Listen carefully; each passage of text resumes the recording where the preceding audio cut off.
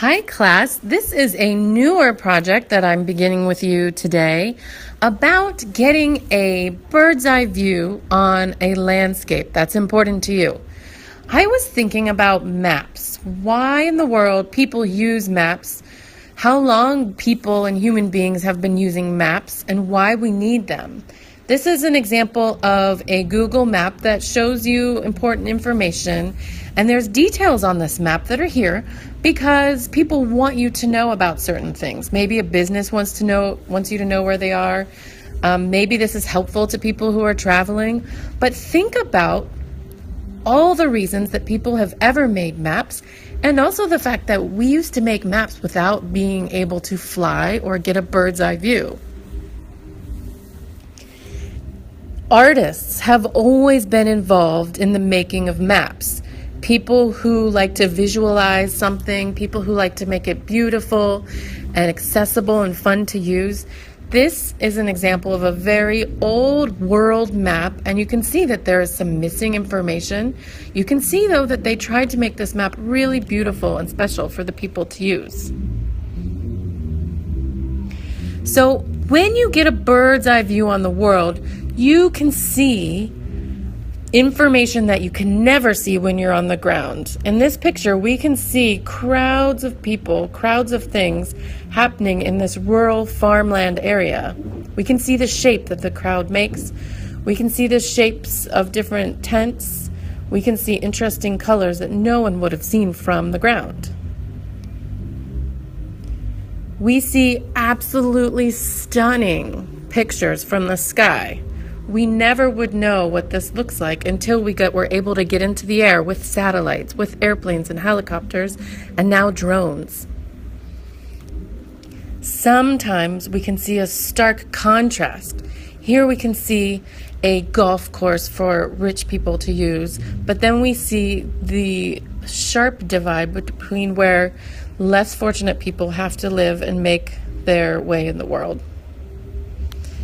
This is another photograph from the same series showing the stark contrast between the rich and the poor. This is another stunning image. If you didn't know what it was, you might not know, but I bet you can tell, due to the colors and the shapes and the forms, what is happening in this aerial photograph. This is another beautiful one that shows the odd shapes that man makes on the earth for agricultural purposes. Look at all the colors you wouldn't have known are there. And this stunning photograph shows the fields where tulips are grown that will later be sold in a flower market. So our project is going to be making something just as gorgeous, but on our own black art paper and with a really cool technique called debossing. This is one that I made as an example that is a picture of Mount Tabor.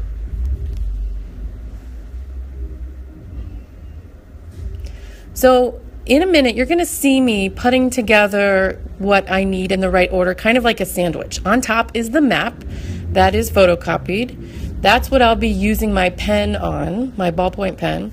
Underneath is the black art paper. That's what your art is actually going to be on. And underneath is foam. That provides a soft surface for the debossing to happen. So make sure you know about this order: map, art paper, and foam. You'll only get one piece of art paper because it's a little expensive. I have one pack for our class. So in this video, there's my 3-layered sandwich with the Google map on top. I'm deciding how I want to place that map on top of my art paper. The map's a little bit bigger. I'm going to move it around. I can hold it up to the window. I can kind of press and feel where is the foam, where is the paper. And once I make that choice, I can get the tape and tape that black paper straight and nice and neat onto the back of the map. Then I'm going to place the foam behind it, and it's ready to go. I'm going to go ahead and get my pen going because with ballpoint pens, sometimes you need to kind of scribble. I'm not going to scribble on the black paper, just way up on the copier paper. And then I can set about going over every single line in detail that's interesting to me. This was fun because this is where I went to college at Ohio State. So every building and every area of this map, there's kind of a memory associated with it. And you can lift the paper to check and see how your debossing is going. I'm not poking holes, but you can see those indents. And I'll keep checking and keep tracing until I have tons of detail. I'll carefully remove the tape, and then I can get a straight white oil pastel that has the label removed. This doesn't have to be as long, but you want it to be a nice straight piece because this is where you gently rub it over to reveal those debossed lines. And I'm not just going to go over one time, I'm going to go over twice. I'm making sure that none of that oil pastel is going into those black lines.